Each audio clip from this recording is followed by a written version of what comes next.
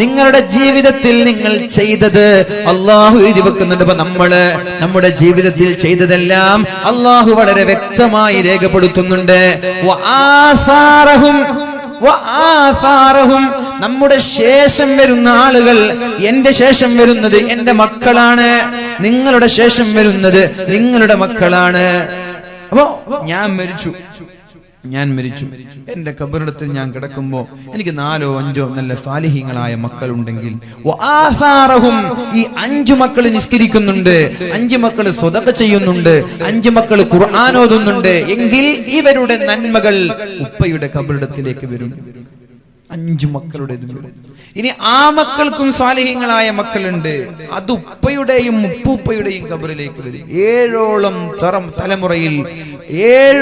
തലമുറയിലേക്ക് അവർ ചെയ്യുന്ന നന്മകൾ കടന്നു വരുമെന്നാണ്. അതുകൊണ്ട് മക്കളെ സ്വാലിഹാക്കാൻ അധ്വാനിക്കേണ്ടത്. അല്ലാഹു തൗഫീഖ് ചെയ്യട്ടെ. ഭീമമായ തുകകൾ നൽകി ഭൗതികതയുടെ പിന്നാലെ പോകുമ്പോൾ ഞാൻ നിങ്ങൾക്ക് പറഞ്ഞു തരട്ടെ. നമ്മുടെ നാട്ടിൽ ദാറുൽ ഹുദ ഇസ്ലാമിക് യൂണിവേഴ്സിറ്റിയുടെ ഒരു സ്ഥാപനം കാസർഗോഡിന്റെ ഹൃദയഭാഗമായ തളങ്കരയിൽ വളരെ പ്രശസ്തമായ രീതിയിൽ വളർന്നുകൊണ്ടിരിക്കുകയാണ്.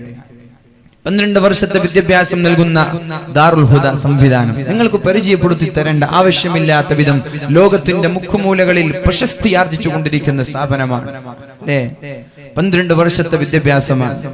സമസ്ത കേരള ജംഇയ്യത്തുൽ ഉലമയുടെ കീഴിൽ 5ാം ക്ലാസ്സിലെ പൊതുപരീക്ഷ പാസ്സായ മക്കളുള്ള ആളുകൾ ഈ സദസ്സിലുണ്ടാകും.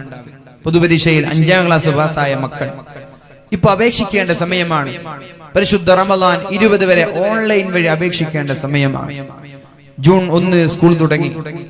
ഒരു മാസത്തിൽ 10,000 കൊടുത്ത്, 6,000 കൊടുത്ത്, 3,000 കൊടുത്ത് മക്കളെ സ്കൂളിലേക്ക് പറഞ്ഞേക്കുന്ന രക്ഷിതാക്കൾ. ഒരു വർഷത്തിൽ 1,00,000 ഒക്കെ വലിയ ചെലവുകൾ വരുന്ന.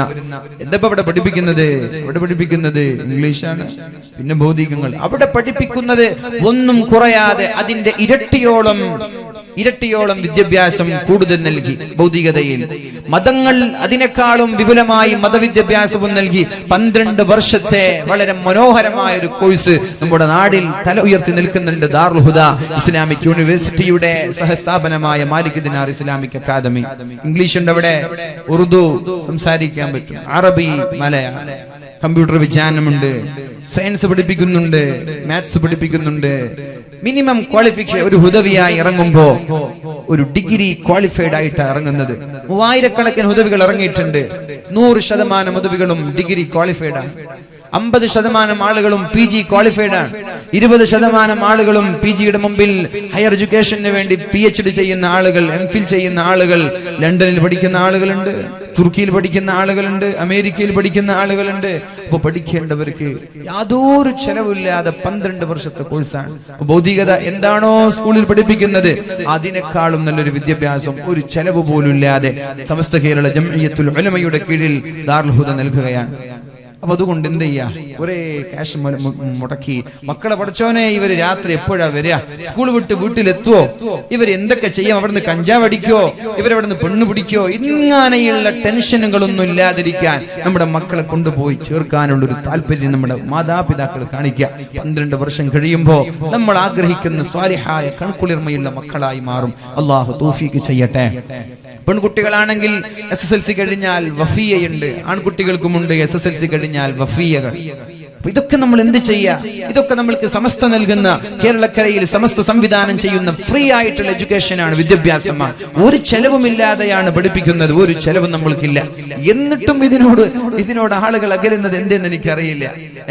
നമ്മൾ സ്കൂളിൽ പോയിട്ട് ലക്ഷങ്ങൾ മുടക്കുമ്പോ ഒരു 5 പൈസ നയാ പൈസ ചെലവില്ലാതെ എല്ലാ ക്വാളിഫിക്കേഷനും എല്ലാ കഴിവുമുള്ള നിപുണരായ വിദ്യാർത്ഥികളെ സമുദായത്തിലേക്ക് പറഞ്ഞേക്കുന്ന സ്ഥാപനങ്ങൾ നമ്മുടെ മുന്നിലുണ്ടാകുമ്പോ, അങ്ങനെ 5ാം ക്ലാസ് പൊതുപരീക്ഷ പാസ്സായ മക്കളുണ്ടെങ്കിൽ ഓൺലൈൻ വഴി അപേക്ഷിക്കുക. എന്നിട്ട് അവിടെ പോയി ഇന്റർവ്യൂ അറ്റൻഡ് ചെയ്യുക. 5000 ആളുകൾ, 10000 ആളുകളൊക്കെ ഇന്റർവ്യൂവിന് വരിക. ഒരു സ്ഥാപനത്തിന് 2000, 1000, 500 ആളുകൾ വന്നാൽ അതിൽ നിന്നൊരു 40 പേരെ തെരഞ്ഞെടുക്കുക, അല്ലെങ്കിൽ ഒരു 80 പേരെ. ദാറുൽ ഹുദയിലൊക്കെ ഏകദേശം 2000-ഓളം ആളുകൾ അഡ്മിഷന് വരാറുണ്ട്. എടുക്കുന്നത് എത്രയാ? 40 ആളുകൾ, 80 ആളുകൾ.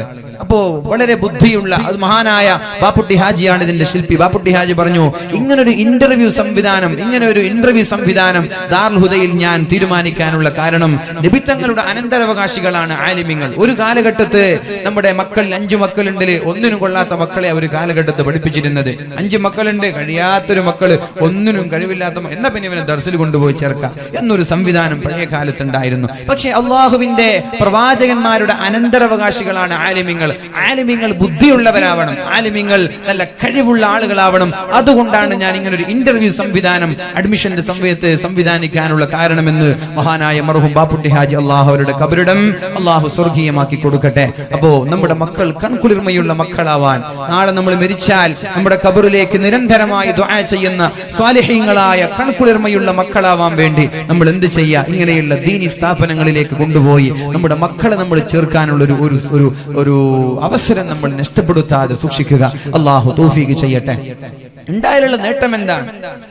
ഇങ്ങനെയുള്ള മക്കളെ നമ്മൾ ഉണ്ടായാലുള്ള നേട്ടം എന്താണ്? സീസർ വലിക്കാത്ത, കള്ളു കുടിക്കാത്ത, പെണ്ണ് പിടിക്കാത്ത, അല്ലെങ്കിൽ നല്ല അച്ചടക്കമുള്ള, ഖുർആൻ ഓതിയാൽ അർത്ഥം മനസ്സിലാകുന്ന, കിതാബ് തിരിയുന്ന, ഇംഗ്ലീഷിലും അറബിയിലും ഉറുദുവിലും മലയാളത്തിലും പ്രഭാഷണം നടത്താൻ പറ്റുന്ന പ്രഗത്ഭരായ മക്കൾ നമ്മൾക്കുണ്ടായാൽ നമ്മുടെ നമ്മുടെ കണ്ണിന് കുളിർമ ലഭിക്കാൻ അതിനേക്കാളും കൂടുതൽ എന്താ വേണ്ടത്? അള്ളാഹു തൗഫീഖ് ചെയ്യട്ടെ.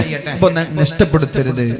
ഇങ്ങനെ മുടിയും ക്രോപ്പ് ചെയ്ത് ചെത്തി മുട്ടിനതായ ഫാൻഡ് വിട്ട് നടക്കുന്നതിന് പകരം മാന്യമായ മക്കളാക്കി വളർത്തുക. ഇന്നാ നഹ്നു നുഹ്യിൽ മൗതാ വനക്തുബു മാ ഖദ്ദമു വആഥാറഹും. മരിച്ചുപോയ ആളുകളെ നാം ജീവിപ്പിക്കും. നിങ്ങൾ ജീവിച്ചിരിക്കുന്ന സമയത്ത് ചെയ്യുന്നതെല്ലാം നാം രേഖപ്പെടുത്തുന്നുണ്ട്. നിങ്ങളുടെ ശേഷം വരുന്ന ആളുകൾ അഥവാ നിങ്ങളുടെ മക്കൾ. നമ്മൾ പറഞ്ഞ ഒരു ചരിത്രം പറഞ്ഞല്ലേ, യാസീൻ സൂറത്ത് ഖുർആൻ മുഴുവൻ മോദി ഉപ്പയുടെ കബറിലേക്ക് ആദ്യം ചെയ്യുമ്പോൾ ഉപ്പ ഇങ്ങനെ മസലും പിടിച്ച് ഇങ്ങനെ നിന്നു സന്തോഷത്തോടെ. മകൻ മരിച്ചപ്പോ ഉപ്പ മറ്റുള്ളവരുടെ അമലിന് വേണ്ടി കാത്തിരുന്ന സംഭവം നമ്മൾ ഇന്നലെ പറഞ്ഞതാണ്. അപ്പൊ നമ്മൾ അങ്ങനെ മക്കൾ ഉണ്ടാക്കിയാൽ ആ മക്കൾ ഓതുന്ന ഫാത്തിഹ, ആ മക്കൾ ഓതുന്ന ദുആ, ആ മക്കൾ ഓതുന്ന പ്രാർത്ഥന, അത് മാതാപിതാക്കളുടെ ഖബറിലേക്ക് കടന്നു വന്നുകൊണ്ടിരിക്കും. അല്ലാഹു തൗഫീഖ് നൽകട്ടെ. അല്ലാഹു തൗഫീഖ് നൽകുമാറാവട്ടെ. മൻ സന്ന ഫിൽ ഇസ്ലാമി സുന്നതൻ ഹസന. ഇസ്ലാമിൽ ഒരാൾ ഒരു നല്ല കാര്യം തുടങ്ങിയാൽ, നല്ല കാര്യം ചെയ്താൽ, അതാ ഒരു സ്വാലിഹായ മക്കളെ ഉണ്ടാക്കിയാൽ, സ്വാലിഹായ മക്കൾ നല്ല കാര്യമാണല്ലോ, ഫലഹു അജ്റുഹാ, അതിന്റെ പ്രതിഫലം അവനുണ്ട്. വഅജ്റു മൻ അമില ബിഹാ. മജ്ലിസുൻ നൂർ ഉദ്ഘാടനം ചെയ്തത്, അതിന് തുടക്കം കുറിച്ചത് മഹാനായ ഹൈദർ അലി ശിഹാബ് തങ്ങളാണ് അല്ലേ? മജ്ലിസുൻ നൂറിന് തുടക്കം കുറിച്ചതാരാ? ഹൈദർ അലി ശിഹാബ് തങ്ങൾ. ഹൈദർ അലി ശിഹാബ് തങ്ങളോട് മഹാനായ പാണക്കാട്ട പൂമുത്ത്, പാണക്കാട്ട സർമുല്ല, പ്രബുദ്ധ കേരളത്തിന്റെ അവസാന വാക്ക് ഹൈദർ അലി ശിഹാബ് തങ്ങളോട് ചാനലുകാർ ചോദിച്ചു, എന്തേ ഇങ്ങനെ ഒരു മജ്ലിസുൻ നൂർ തുടങ്ങാനുള്ള കാരണം? അതിനുള്ള കാരണം എന്താ?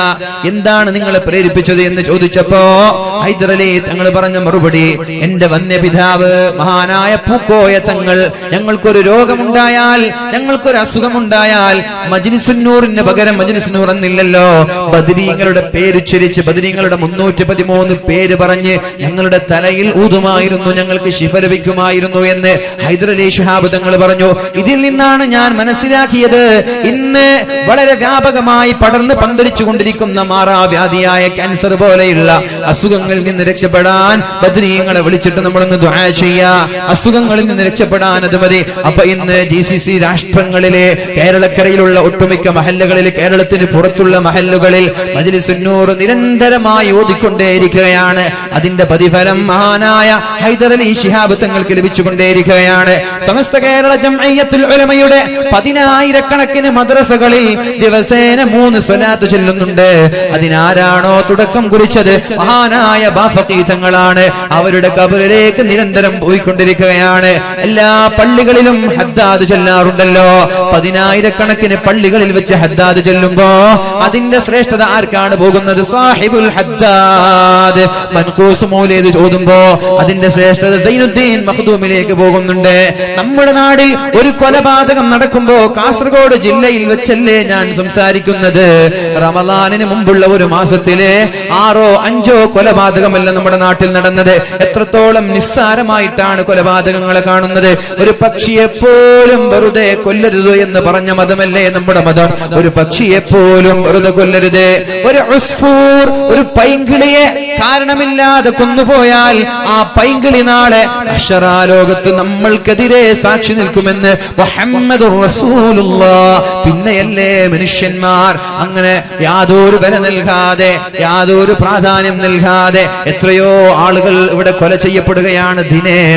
ദിനേന കൊലപാതകങ്ങളുടെ കഥകൾ കേട്ടുകൊണ്ടിരിക്കുന്ന നമ്മളൊന്ന് മനസ്സിലാക്കണം.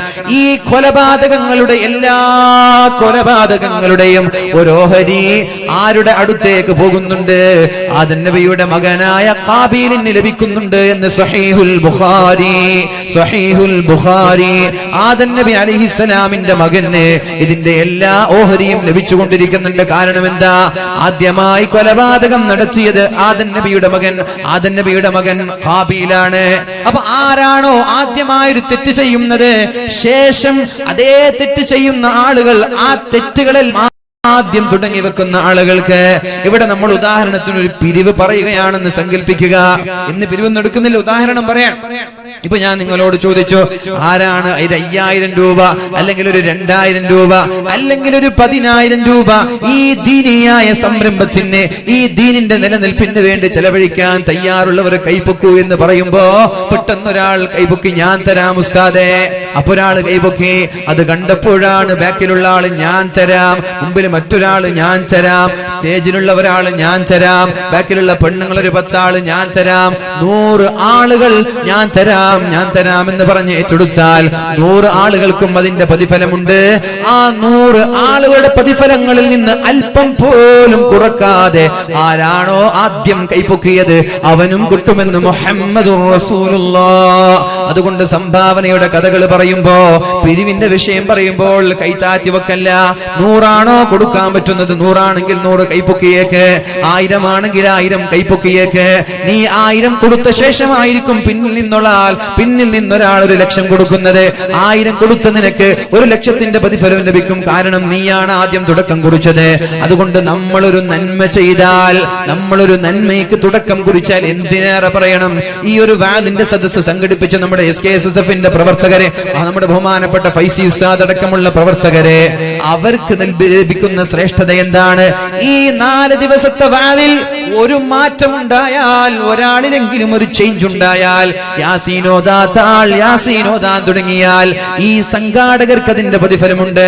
വാദ് പറയുന്ന ഉസ്താദിനുണ്ട്, അതേപോലെ ഇതിന്റെ സംഘാടകർക്കുണ്ട്. ഇതിലേക്ക് സാമ്പത്തികമായി, മാനസികമായി, ശാരീരികമായി സഹായിച്ച എല്ലാ ആളുകൾക്കും ആ യാസീൻ ഓതുന്നതിന്റെ പ്രതിഫലമുണ്ട്. ഇന്ന് ഒരുപാട് ആളുകൾ കൈപ്പൊക്കിയിട്ടുണ്ട്. ഇന്നലെ കുറച്ചാളുകളെ കൈപ്പൊക്കിയിട്ടുള്ളൂ. ഇന്ന് ഒരുപാട് ആളുകൾ യാസീൻ ഓതിയതിന്റെ കൈപ്പൊക്കിയിട്ടുണ്ട്. അപ്പൊ ഇതിന്റെ പ്രതിഫലങ്ങളൊക്കെ ഈ ആളുകൾക്കൊക്കെ ലഭിക്കുന്നതാണ്. അതുകൊണ്ട് നന്മ ചെയ്യാൻ അവസരം കിട്ടിയാൽ ഒരു കാരണവശാലും വൈകിപ്പിക്കാൻ പാടില്ല. വേഗം അത് ചെയ്യണമെന്ന് മഹാന്മാരായ പണ്ഡിതന്മാർ, ആലിമീങ്ങൾ നമ്മൾ പഠിപ്പിക്കുകയാണ്. അല്ലാഹു തൗഫീഖ് നൽകുമാറാവട്ടെ.